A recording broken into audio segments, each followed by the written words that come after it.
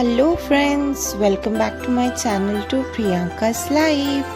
তো আমি আবার চলে এসেছি একটা নতুন ব্লগ নিয়ে। তো আজ হচ্ছে টিউসডে, তো সকাল সকাল আমরা একটু চা আর মুড়ি খাচ্ছি। তো আজ একটু বাইরে বেরোবো, আমার ছেলের থেরাপি সেশনস আছে। তো আজ তো সকালে উঠেই চা খেতে খেতে আমার হাজব্যান্ড আজকে ব্লগ দেখছে। তো এই ব্লগটা হচ্ছে আমার ফ্রেন্ডেরই channel, happy family vlog with Molly. তো তারই অ্যাকচুয়ালি ব্লগটা দেখছে। তো চলো, আজকে আমি তোমাদের সবার সাথে একটা জিনিস শেয়ার করব। তো আমরা এখন চলে এসেছি আমার ছেলের therapy সেশনসেতে।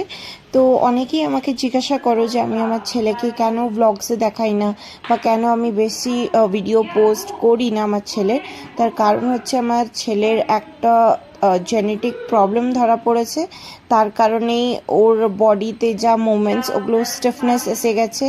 R or day to day লাইফে যা মোবালিটি লিমিটেড হয়ে গেছে, তার কারণেই ও এখন ওয়াকিং আর স্টেপস ক্লাইম্বিং এইসব জিনিস ওর একদমই বন্ধ হয়ে গেছিলো। বাট এখন থেরাপির সাহায্যে তো ওটা ইম্প্রোভাইজ করছে। আমরা হোপ করছি যে ও খুব তাড়াতাড়ি সুস্থ হয়ে যাবে। আর তোমাদের ব্লেসিংসও দিও যাতে আমার ছেলে খুব তাড়াতাড়ি সুস্থ হয়ে ওঠে। তো চলো, তাহলে এইটাই শেয়ার করার ছিল। আসলে অনেকেই তোমরা জিজ্ঞাসা করছিলে আমি কেন দেখাই না, তো এইটাই একটা কারণ। সো দেন আস্তে আস্তে লেট হয়ে গেছিলো, সো আজকে লাঞ্চ প্রিপেয়ার করার টাইম পাইনি। তো দেন ভাবলাম জোম্যাটোতে অর্ডার করে দিই। তো ডেলিভারি বয় চলে এসছে আর খাবার দিয়েও দিয়েছে। কালকে আমার বার্থডে গেছিল, তোমরা সবাই আমাকে এত উইশেস পাঠিয়েছো আমার হোয়াটসঅ্যাপে, ইনস্টাগ্রামে, ফেসবুকেতে অ্যান্ড ইউটিউব কমেন্টসেতেও। তোমাদের এত উইশেস আর এত লাভ আর এত ব্লেসিংস দেখে আই এম রিয়েলি হ্যাপি। তার জন্য আমাকে এত ভালোবাসার জন্য থ্যাংক ইউ সো মাচ।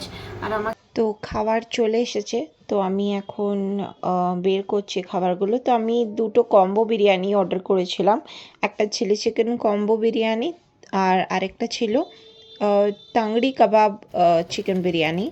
তো চলো তাহলে সার্ভ করে নিই। তো এটা হচ্ছে আমার হাজব্যান্ডের তাংড়ি বিরিয়ানি। তো আমার হাজব্যান্ডের এই রেস্টুরেন্টের বিরিয়ানি প্রচুর রকমের পছন্দ।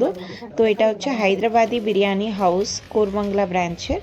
তো এটা আমার চিলি চিকেন বিরিয়ানি আর আমার হাজব্যান্ডেরটা তাংড়ি বিরিয়ানি উইথ চিকেন 65। তো চলো লাঞ্চটা কমপ্লিট করে নেওয়া যাক।